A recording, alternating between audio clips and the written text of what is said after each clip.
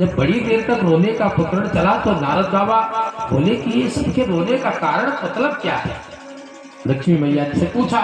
लक्ष्मी मैया ने कहा बस न जाने इस कोरे कागज पर ये किसकी फोटो बनाते हैं और उसी को देख करके रोते रहते हैं। नारद बाबा कहा फोटो देखे उसका कौन है। तो नारद बाबा ने फोटो देख करके पहचाना कि ये तो मृत्यु लोक का कोई निरीह प्राणी है। खोजना शुरू किया मृत्यु लोक में, खूब भटके नारद बाबा और भटकते भटकते जब पहुंचे जंगल में तो देखा कि जहां पर पशुओं की खाल अलग की जाती थी मृत पशुओं की, वहां पर जब पहुंचे तो इस भक्तराज को देखे कि हड्डियों को इकट्ठा करें, शालिग्राम की मूर्ति रखें और उसी को पकड़ करके रो। और उधर भगवान रोना शुरू करे। देवी का नियम।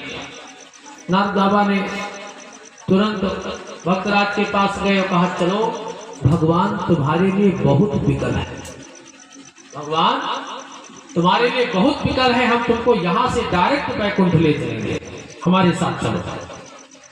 तो भक्तराज ने नारद बाबा से बड़ी ऊंची बात कही, देवर्षि हम जो ये काम कर रहे हैं इस काम से हम परम संतुष्ट हैं और मैं ठाकुर जी को अपने समक्ष में रख करके रो लेता हूं, मुझे परम आनंद आ जाता है। यानी मानो संसार का सब ऐश्वर्य हमें मिल गया और फिर हमको साक्षात वैकुंठ क्या वैकुंठाधिपति वो भी आकर के कहें कि चलो हमारे साथ, तब फिर मेरा इस मृत्यु लोक से जाने का मन नहीं है, क्योंकि यहाँ की जैसी व्यवस्था वहां नहीं है। यहाँ पर हम अपने ठाकुर जी को नहलाते हैं, उनका चरणोदक लेते हैं, यहाँ पर बढ़िया फूलमाला चढ़ाते हैं, चंदन लगाते हैं, भोग लगाते हैं, प्रसाद देते हैं। वहां ये सब व्यवस्था नहीं। वैकुंठ में से भगवान को देखा करो बस। नारद बाबा ने कहा कि ऐसे काम नहीं चलेगा, चलो भगवान को बुला के लाए। जाकर के माता लक्ष्मी से कहा। माता लक्ष्मी ने कहा कि जब वो यहाँ आने को तैयार नहीं है तो हम लोग तो वहां चल सकते हैं।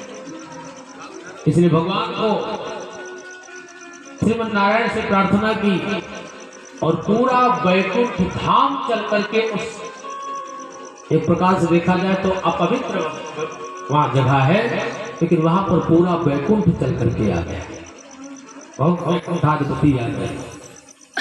तो ये भक्ति की पराकाष्ठा है। परम भागवत अम्बरीश भगवान के लिए बढ़िया सा आटा पीस रहे हैं जात से। भगवान आए तो भगवान को तुरंत बैठने के लिए आसन दिया और बड़ी श्रद्धा भाव से भगवान का पत्रक्षालन किया, षोडशोपचार पूजन किया और पूजन करने के बाद कर्मभ्य भगवान का के चरणों में प्रार्थना प्रणाम करते हुए निवेदन करने लगे। वासुदेवे भगवती तद्भक्ते सुता साधु प्राप्ते भावं परम विश्वं येनेदं लोष्ठवत् स्मृतः सा वै मनः कृष्णपादारविन्दयोर् वचांसि वैकुंठ गुणानुवर्णने करो हरे मंदिरम अर्जनादि श्रुतिं चकार अच्युत सतकथोदय।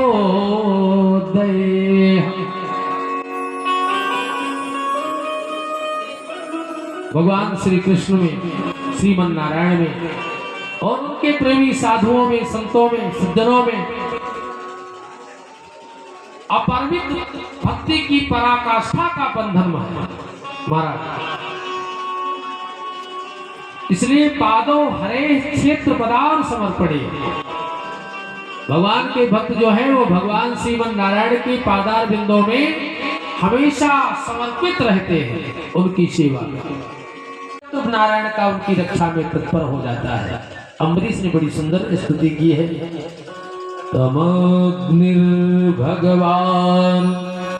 सूर्यस्तम सोमो ज्योतिषां पति तमा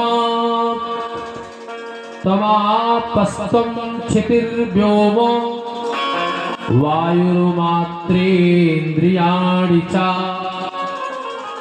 सुदर्शनं नमस्तुभ्यं सहस्र अच्युत प्रिय सर्वशास्त्रघातीन विप्राय स्वस्ति भूया इदस्पते। ही सुदर्शन, तुम अग्नि हो, तुम ही सूर्य हो, तुम ही चंद्रमा हो और तुम ही ज्योतिष चक्र के चक्र हो। जो ज्योतिष में 12 राशियां हैं, वही 12 राशियां तुम्ही में विराजमान है। इसलिए तुम आप अस्तम यानी तुम्ही में लोगों का भाग्य और दुर्भाग्य सब निहित है। क्षितिर्व्योमं वायुर्मात्रेण इंद्रियाणि, आकाश, पृथ्वी, हवा, अग्नि सब तुम ही हो। इसलिए सुदर्शनम नमस्तुभ्यं, हे सुदर्शन तुम्हें बारंबार प्रणाम है। तुम्हारे 1000 दंत हैं और तुम भगवान के अनन्य प्रिय हो। समस्त संसार के अस्त्रों को तुम निष्फल करने वाले परमात्मा के परम अस्त्र हो। इसलिए विप्राय स्वस्ति भूया इदस्पते, इस ब्राह्मण को स्वस्थ करो। स्वस्थ माने इसको स्वस्थ करो। अपनी प्रचंड अग्नि से इस ब्राह्मण को बचाओ, नहीं तो ये ब्राह्मण जल जाएगा, ब्राह्मण अपराध हो जाएगा। अरे सुदर्शन, ये ब्राह्मण है और भगवान को भगवान ब्राह्मण प्रिया, भगवान को ब्राह्मण बहुत प्रिय है, इसलिए इसको मुक्त करो। जब ऐसी प्रार्थना परम भागवत को अम्बरीश ने किया, लगभग 8-9 श्लोकों में, तब जो है सुदर्शन चक्र की प्रचंड अग्नि से दुर्वासा की रक्षा हुई। सुखदेव भगवान कहते हैं, राजन, दुर्वासा पुनः उसी द्वादशी में प्रसाद पाए, अम्बरीश ने प्रसाद पाया और फिर संकीर्तन करते एवं संकीर्तन राजनम दुर्वासा परितोषिता, संकीर्तन करते हुए, भजन करते हुए श्री कृष्ण गोविंद हरे मुरारे हे नाथ नारायण वासुदेव, ऐसा गाते हुए दुर्वासा गते चा दुर्वासा अम्बरीशो, ऐसा गान करते हुए अम्बरीश की भगवत्ता का गान करते हुए दुर्वासा चले गए। बोले आनंद कंद सरकार की श्री।